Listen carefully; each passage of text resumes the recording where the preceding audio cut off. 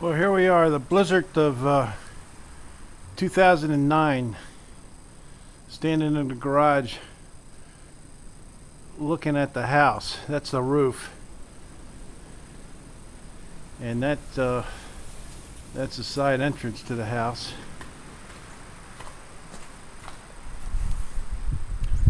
There's a snowdrift that's about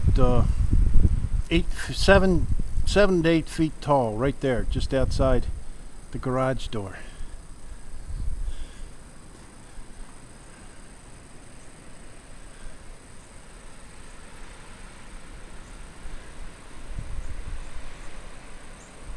Let's take a look over here, see what it looks like from this door.